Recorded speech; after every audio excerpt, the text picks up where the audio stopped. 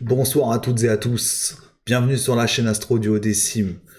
Aujourd'hui nous allons parler de Pluton, de sa rétrogradation en Capricorne, la dernière rétrogradation en Capricorne, avant 200 et quelques années, de Pluton.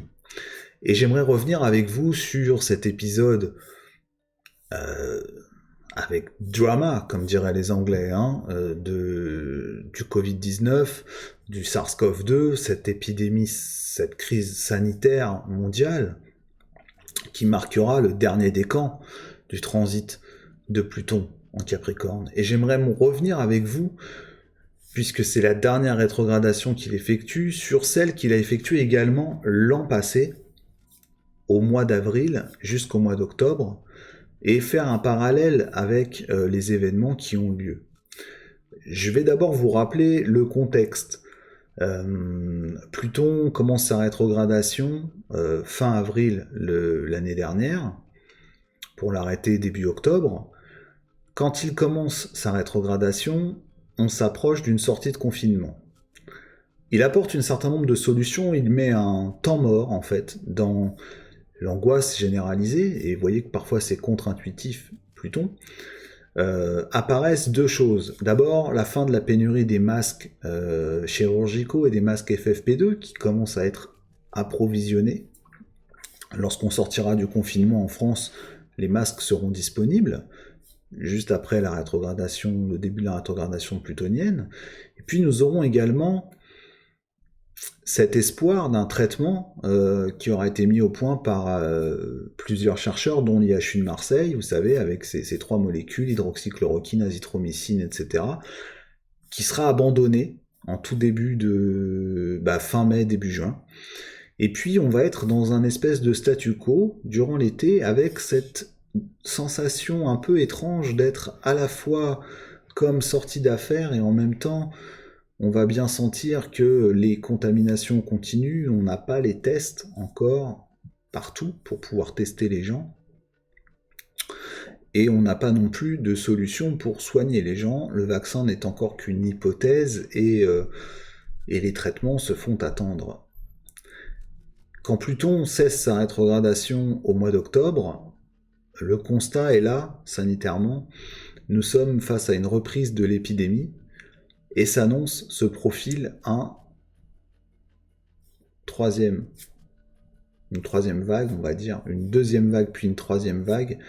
D'abord une deuxième vague avec un reconfinement en novembre, puis une troisième vague que nous finissons de traverser actuellement, et qu'on pourrait dire dont on va peut-être sortir là avec cet début de rétrogradation de Pluton en début 2021. Pluton a fait cette rétrogradation cette année, le lendemain de la pleine lune du Vésac, de cette super pleine lune qui a eu lieu dans le signe du Scorpion, ce qui le lie à Mars. Et j'aimerais vous parler du cycle qu'il a fait avec Mars. Pour ça, je vais vous ramener au mois de mars de l'année passée, juste avant la rétrogradation de Pluton, et au moment où il va faire une conjonction avec Mars. Et cette conjonction, Mars, vous savez, qui est exalté en Capricorne, va donner le ton de l'année, puisque Mars, cette année-là, va faire aussi des mouvements assez particuliers, il est dans une année tous les 2 ans, comme tous les 2 ans, il va être dans une période de rétrogradation, et il va former un carré, et vous verrez que ce carré va être intéressant à suivre, et on va en parler ensemble, on va le commenter.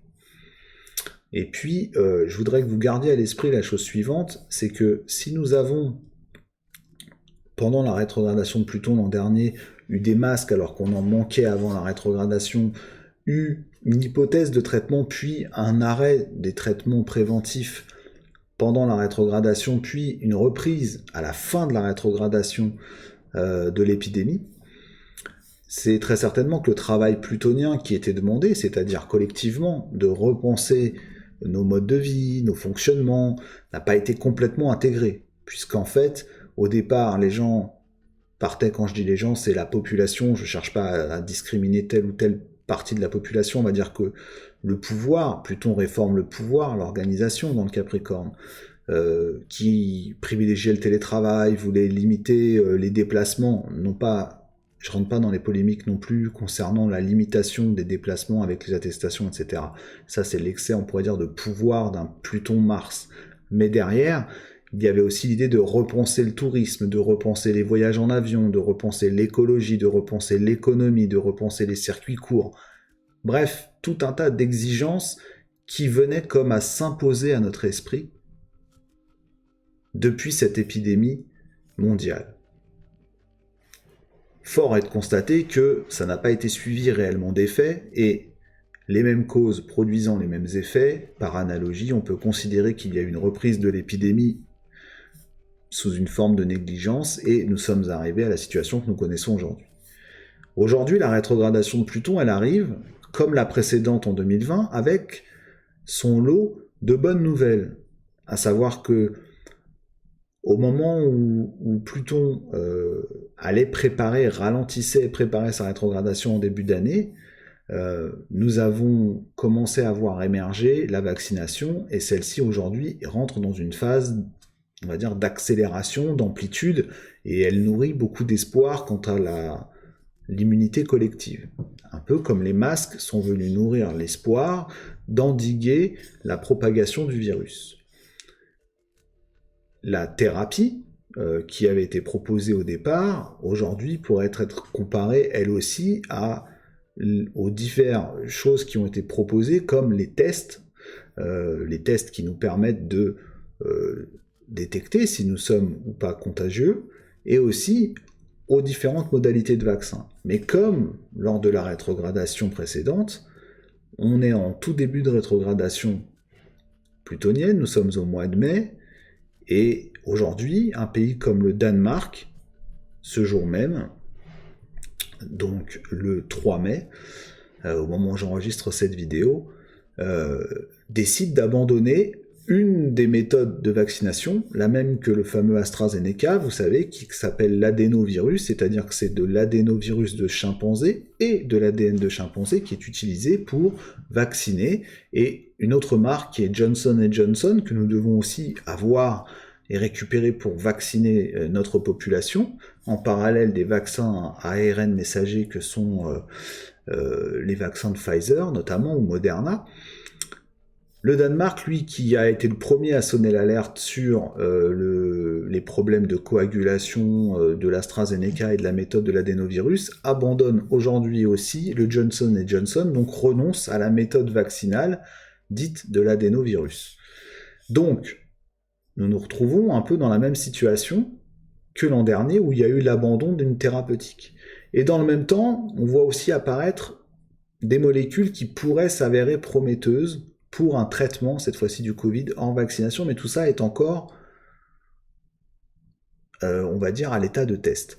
Moi, je ne suis pas médecin, je ne suis pas là pour dire si telle ou telle chose est bonne, simplement je fais des analogies et je vous en parle car c'est intéressant de voir que Pluton apporte aussi son lot de réformes, de transformations. Il ne nous laisse pas sans opportunité. Toutes les planètes et tous les acteurs jouent un rôle dans le climat astral dans lequel nous vivons. Mais l'idée globale d'un transit plutonien, à l'échelle mondiale, c'est de nous faire réformer les choses de façon puissante, surtout en signe de terre, donc concrète.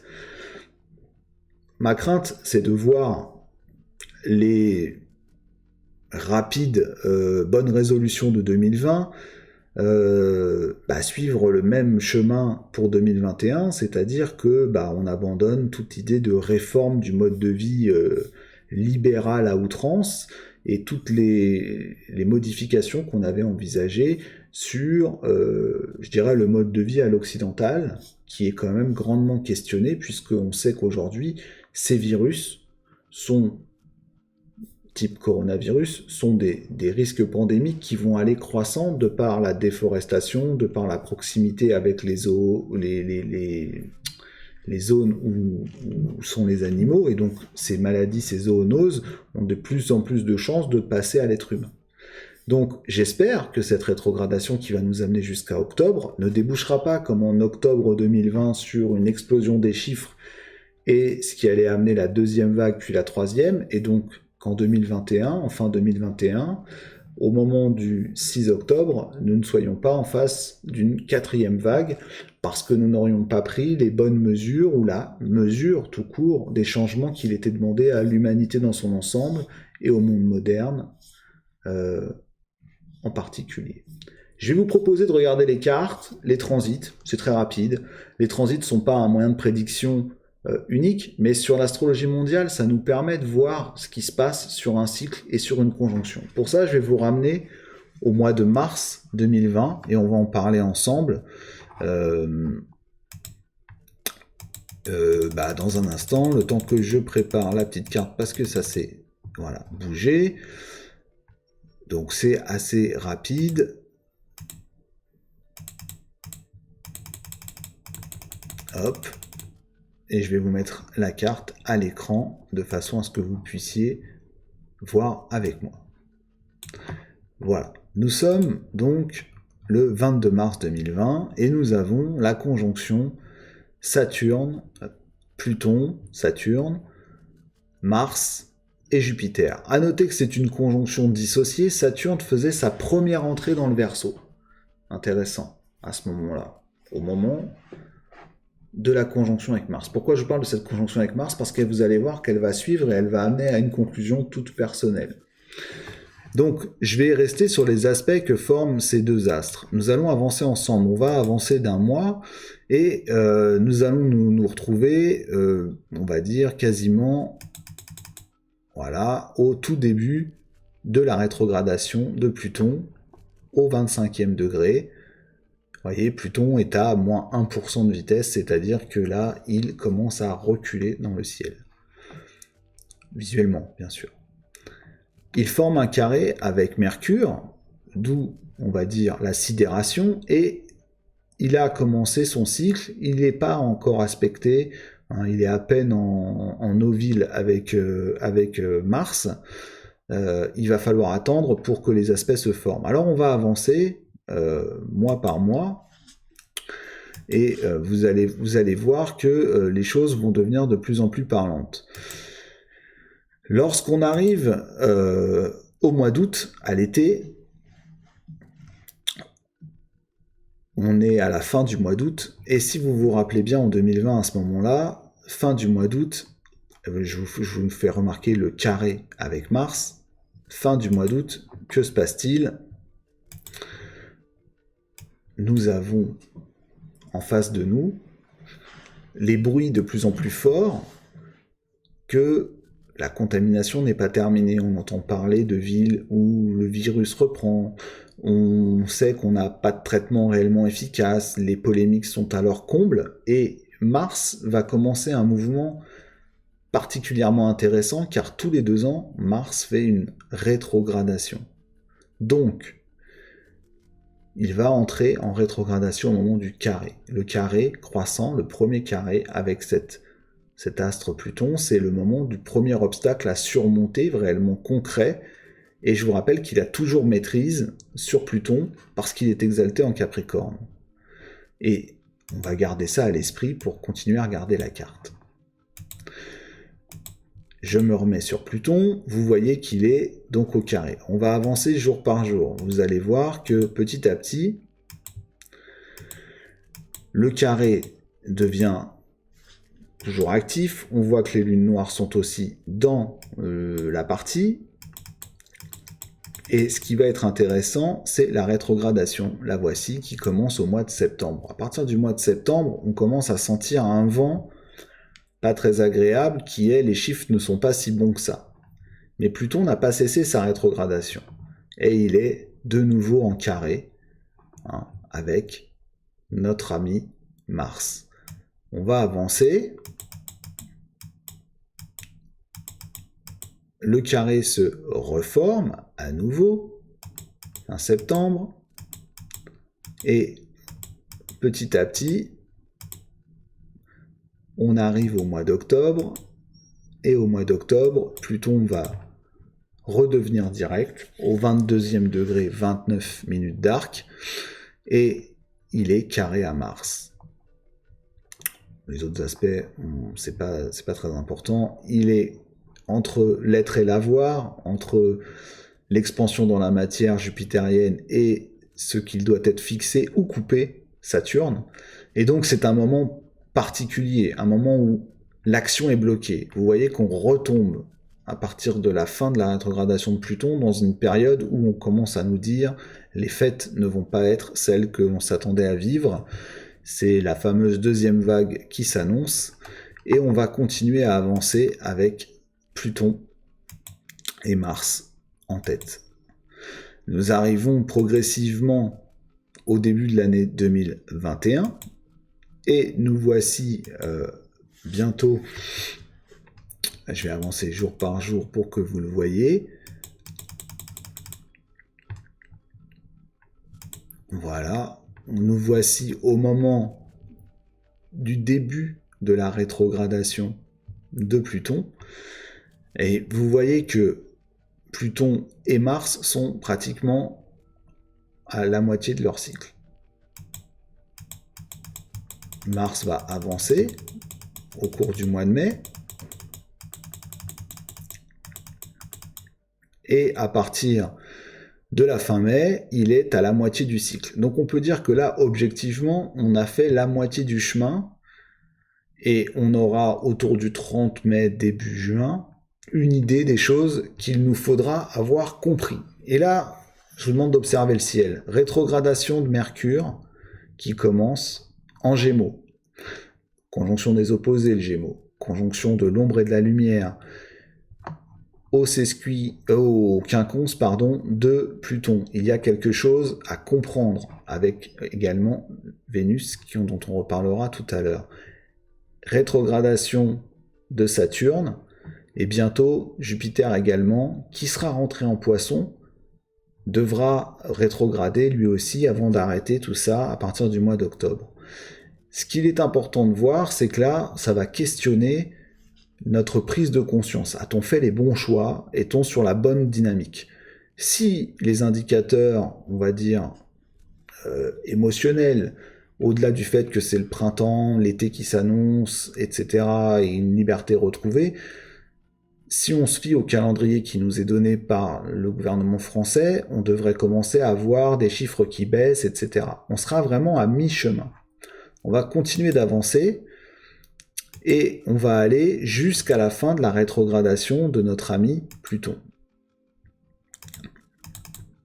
Et Pluton va cesser sa rétrogradation à partir du 6 octobre, où il sera au carré, le dernier carré de Mars.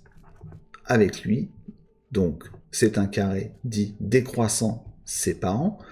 Cette fois-ci, on est censé avoir compris, emmagasiné, fait le plein des informations qu'il nous fallait intégrer pour aller au-delà de cet obstacle de la pandémie mondiale. Vous voyez que Mercure sera dans sa 3e rétrogradation de l'année, en balance. Donc le questionnement se posera à nouveau, et il faudra être particulièrement vigilant aux réponses que l'on apportera à notre mode de vie. Je dis on, c'est l'ensemble du pouvoir politique, puisque c'est ce que vise la rétrogradation et le transit plutonien en Capricorne, c'est transformer nos façons d'agir et de vivre. Notez que tous les astres lents sont en rétrogradation, et qu'en fait, quand je vais vous amener maintenant là où je voudrais que l'on arrive, c'est-à-dire en tout début 2022,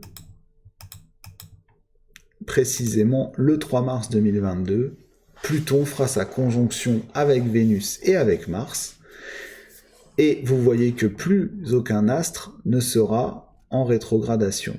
Nous aurons donc à ce moment-là Mercure qui aura rejoint Saturne dans le signe du Verseau, les idées des rétrogradations successives dans les signes d'air de Mercure l'an passé en 2021 auront donc dû apporter leur réponse, et vous voyez que cette nouvelle conjonction entre Mars et Pluton et Vénus se fait au sextile du nœud sud, c'est-à-dire on va organiser ce qu'on aura compris des choses qu'il nous fallait abandonner dans l'axe Taureau-Scorpion, et au trigone du nœud nord en Taureau. Uranus aura terminé également sa rétrogradation et reprendra sa marche avant, et Vénus, qui est à la maîtrise du Taureau, est dans la boucle de conjonction. Donc, il y a ici, puis on pourrait noter le sextile avec la Lune le jour de la conjonction, la Lune étant exaltée elle aussi en Taureau. Donc, un trigone, c'est une prise de conscience, c'est un élargissement de la conscience. Donc, il est clair qu'à ce moment-là, il nous faudra avoir mis en place les bonnes réponses. Évidemment, si c'est pas le cas, ça risque d'être compliqué. On m'a souvent demandé, en consultation, pendant les lives, en message, sur les réseaux sociaux, ce que je pensais de la sortie de crise. Pour moi, la date, elle est là, le 3 mars 2022. Je dirais que tous les retours sur image, tous les feedbacks devront être compris. Pluton sera dans son dernier passage de sortie, les 3 derniers degrés du Capricorne, pour arriver en 2023 à son entrée en Verseau. Il aura été donc temps d'avoir compris ce qu'il fallait qu'on réforme. Et là, le tranchant est double. Soit Mars, qui est exalté dans le Capricorne, je vous demande de vous projeter, en tout cas pour ce qui est de la France, en 2022, au mois de mars, on sera à la veille d'élections présidentielles. Soit il y aura eu une issue favorable et on aura fait des prises de conscience et des élargissements de conscience et on n'aura plus besoin de passer par l'autoritaire, l'imposé, etc. C'est ce que fait Pluton, il impose les changements qu'on a refusé de faire et on peut espérer reprendre une vie qui va cette fois-ci non pas reproduire des schémas identiques, mais avancer.